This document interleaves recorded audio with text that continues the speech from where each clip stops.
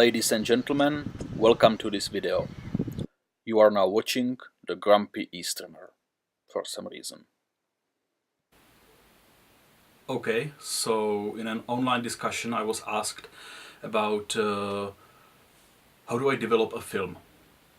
What steps needs to be done while developing a film? So I thought I will do this as a quick response, and today I will show you how to take the film from a camera and put it in a development tank. Some of you might think for developing pictures you need a lot of equipment. No. Everything you need to develop a black and white film should fit in a shoebox. So let's see how difficult the process is. Basically, the film needs to be protected from light. So now it's in the camera. 36 exposures. Different cameras have different rewind systems. Most of them are now electric, but let's go with the old manual one. That's my old trusty Canon. And you start rolling. Now you can save yourself a lot of trouble if you pay attention. Still rolling, and you feel resistance. That's the film. And in the very moment it gets loose, that means the film is somewhere around here. That's perfect. If you continue rolling, then you might get into trouble. The whole film will get in its casing and you will have to disassemble the whole casing, for which you can use bottle opener. But this is much easier. So let's see. This way we saved ourselves a lot of trouble. Now some people will tell you, okay, you take your, let's say you have Peterson tank, you take your Peterson tank and you put the film in.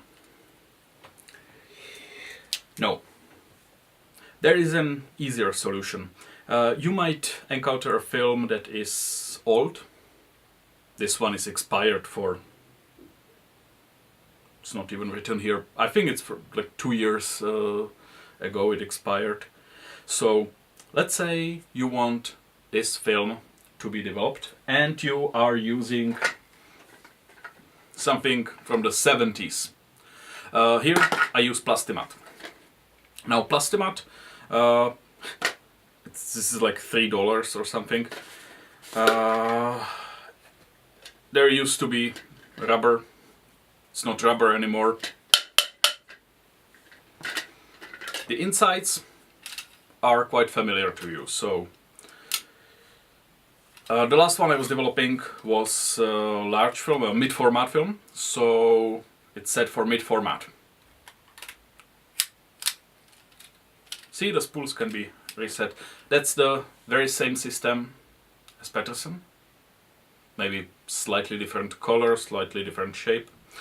And you will need to put the film in it. Now, these edges are not perfect, they're somehow sharp. So we'll take normal scissors. We will cut away the film and now make a very smooth round edge. It's not smooth enough, not round enough.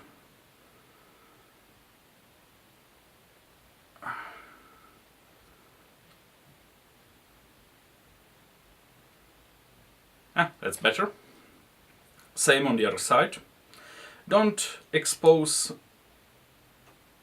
the whole film, of course. You will get used to it. Both smooth, both round. And now, as you see, it will be much easier to slide it in. Of course, you need to do this in a complete darkness. Some houses have a room that is perfectly dark. Shade is not good. Red light will not help you. You need 100% darkness. So I have a bathroom here that has no windows.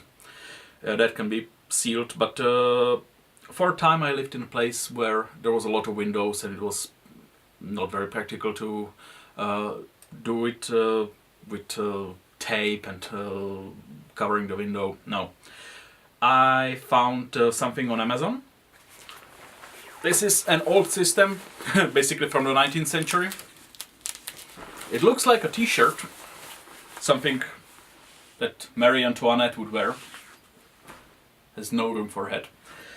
It's called a sleeve, and this one might cost you, I don't know, $25-30, but it's a good investment. Don't buy a second-hand one. You can use almost everything second-hand, not the sleeve, because it's full of dust and you can't properly clean it.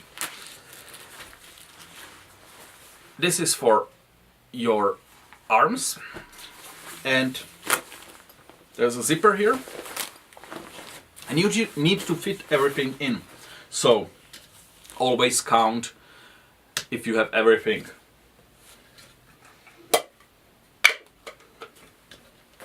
Plastimat, lid, ceiling, very important. The tunnel or pillar, or however you want to call it, also extremely important. And this clip, if you use two spools at once, or if you fill the Plastimat completely, it's not necessary, but it's needed when you do it the normal way. Of course, your film, and if you are unlucky and the film is in its casing, you will need the bottle opener and scissors. You will also need scissors. It's possible to do it without them, but this is much easier work with them. And the spool. Now, most of these sleeves have normal zipper and Velcro. It's sealed, and now we will seal it with our arms. I suppose this is not the perfect thing for YouTube, because how can I show you something that's done in the darkness? I was thinking about ruining one film and just showing you in the daylight. See, this is almost perfectly insulated, so I just blow in.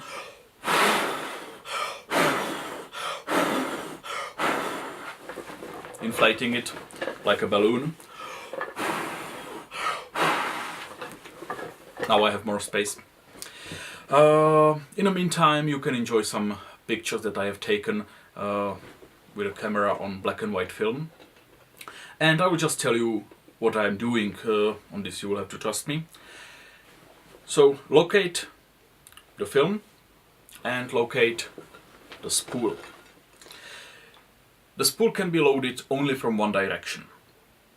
So you can test it on the light. You can ruin one film, or maybe ask some store that has films. If they have already ruined film, they will give you one. You will test it yourself. You will learn how to load it. So I'm putting the film in the beginning of the spool, and I start rolling. Yes, the film is now in the spool, and you will be rolling. Remember, the film has about 1.6 meter, I think. It's probably something in American units as well. And you might feel slight resistance as you go on, because now you are working the whole spool filled with film.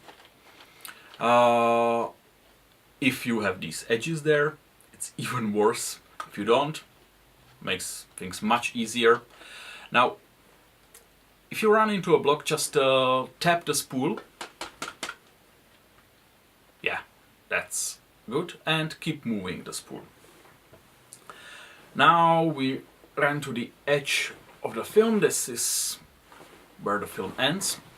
And now you can just rip it apart, but that's why I prefer to use scissors, if I can find them. Yeah, they are here. So take the film and cut it off from the metal casing.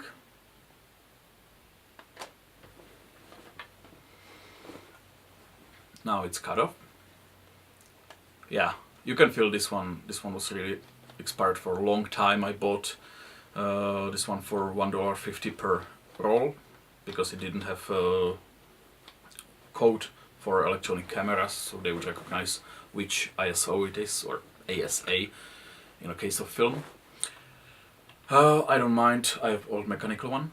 So now the entire film is on the spool. You put the tunnel through the spool and you will lock it with the clip we have seen. So now it's locked and we can put it in the plastima. We put the sealing there, the thing that used to be rubber or silicone or whatever. Try to avoid, if you have longer hair, try to avoid your hair there. And now we'll put the lid there. And also remember, these old developing tanks, they usually leak. So when you tighten the lid, lift your fingers, move them around, press the lid again on another spot and tighten it again. And now it's perfectly sealed. Even this old one will not leak. That's done. The film is sealed.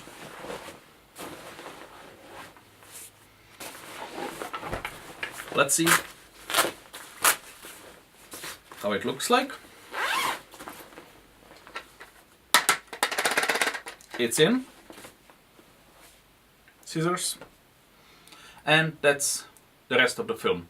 Now, let's say that you need some help with opening the spool. This is what you need to do in a complete darkness. If you run into the problem, if the film is there, you can loosen it.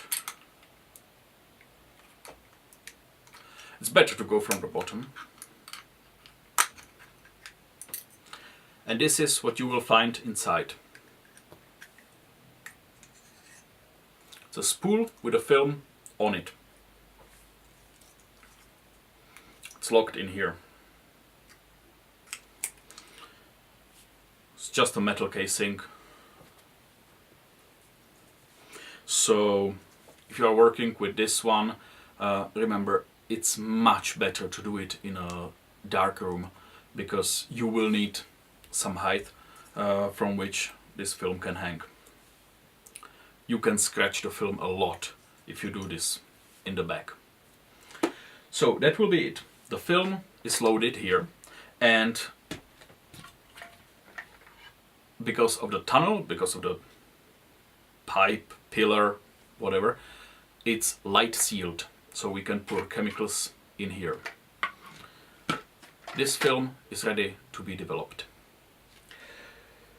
This is everything you need to put the film in the developing tank, and from now on you will just need chemical developer, chemical fixer, and that's pretty much it. That's just 2 beakers filled with chemicals. I can do another tutorial for developing this film if somebody is interested.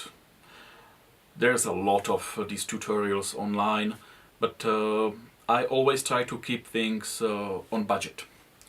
This is very important. People don't recognize this. Oh, I inherited a darkroom, or somebody gave me a good camera, or I have a steady job, I have enough money. Yeah, but a lot of people who want to try photography, they are young, usually students.